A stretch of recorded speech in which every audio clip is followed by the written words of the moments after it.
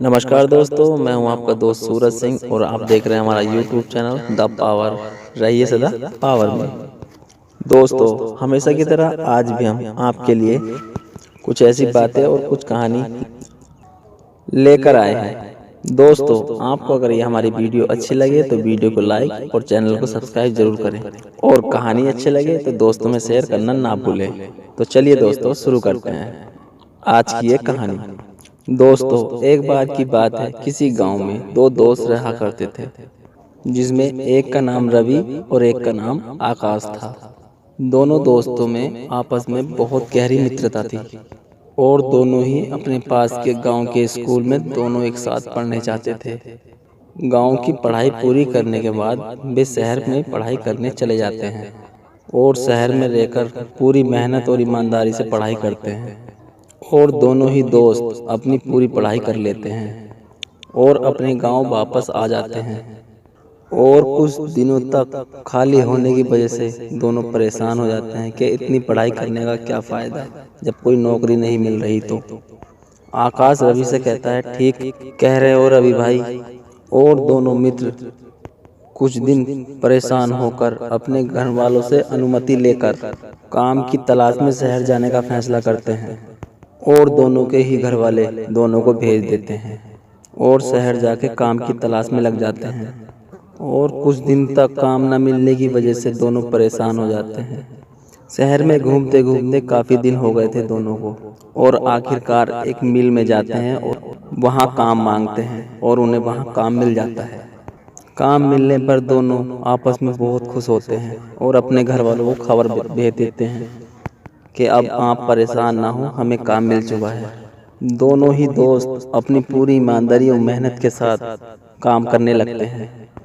मिल के बाहर एक ढाबा था जहां मिल के वर्कर काम करने के बाद खाना खाने आते थे। दोनों दोस्त भी वहीं खाना खाने आते थे और आपस में बात करते थे कि यार रवि, अब तो संतुष्टि है कि हमें काम मिल चुका है, अब तो कोई दिक्कत नहीं रहेगी। आकाश रवि से कहता है, ठीक कह रहे हो रवि भाई, सच में अब कोई दिक्कत नहीं है, अब हमें पूरी ईमानदारी से काम करना है। दोनों दोस्त रोज सुबह को काम पे जाते और शाम को अपने कमरे पे आ जाते। और इसी तरह से दोनों का जीवन और उनके दोनों के घर वालों का जीवन ठीक ठाक बीत रहा था। काम करते करते दोनों को एक साल हो चुका था। रोज की तरह ढाबे पे गए और खाना खाया और फिर थोड़ी बातें की और फिर अपने काम पे चले गए।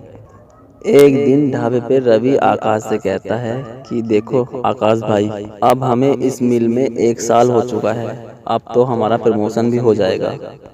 रवि कहता है, ठीक कह रहे हो भाई, अब तो होना भी चाहिए क्योंकि इतना एक साल हो चुका है, कुछ ना कुछ तो मिलना ही चाहिए। इतने में रवि से आकाश कहता है कि देखो आकाश भाई, इस बार तो प्रमोशन मुझे ही मिलेगा, तुम तो अपने अगले साल की तैयारी करो।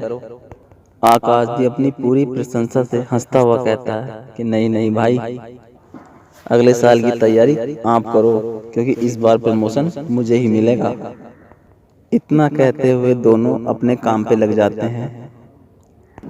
कुछ दिन दोनों को काम करता देख उन दोनों का बॉस उनके पास आता है और कहता है, आकाश ये लो आपका प्रमोशन। और इतना कहते ही बॉस वहां से चला जाता है। आकाश प्रमोशन को सुनते ही बड़ा खुश होता है और अपनी खुशी से फूला नहीं समाता है। और उधर रवि को बहुत गुस्सा आता है और वो गुस्से गुस्से में अपने बॉस के कैबिन में चला जाता है और वहां जाके अपने बॉस से कहता है कि क्यों सर, ऐसा क्यों हुआ है, हम दोनों ने तो बराबर मेहनत से काम किया है, तो प्रमोशन उसे क्यों, मुझे क्यों नहीं। ये प्रमोशन का हक तो सिर्फ मुझे था क्योंकि उससे ज़्यादा मेहनत मैंने की है। अब मैं इस मिल में काम नहीं करूँगा, मुझे आज ही इस मिल से निकाल दो। इतना सुनकर उसका बॉस गुस्से को कंट्रोल कर उससे कहता है कि ठीक है, मैं तुम्हें उससे डबल सैलरी दूंगा और तुम्हारा डबल प्रमोशन भी करूंगा, क्या तुम मेरा एक काम करोगे। रवि बड़ी खुशी से होकर कहता है, क्यों नहीं सर, मैं करूंगा, पूरी मेहनत से करूंगा। कि ठीक है, बाजार जाओ और बाजार में जाके देखो कि सेब कितने आदमी बेच रहे हैं। रवि बड़ी खुशी से होकर बाजार की तरफ चल निकलता है और बाजार में जाकर क्या देखता है कि वहाँ एक ही ठेला लगा हुआ है सेबों का। यह देखकर रवि अपने बॉस के केबिन में आता है कि सर, वहाँ तो एक ही सेब का ठेला लगा हुआ है। उसका बॉस उसे कहता है, ठीक है रवि, अब तुम यहीं रुको, अब देखो कि मैं आकाश को ये काम देता हूँ। आकाश को बुलाया जाता है और फिर वही काम कि जाओ आकाश, बाजार जाओ, वहाँ देखो सेब कितने आदमी बेच रहे हैं। आकाश बाजार जाता है और वहाँ उस ठेले वाले से पूछता है कि भैया सेब कैसे दिए हैं। ठेला वाला कहता है कि सर 50 रुपये किलो। और सारे सेब तुम्हारे पास कितने हैं? भैया 80-85 किलो होंगे। आकाश कहता है, ठीक है भैया।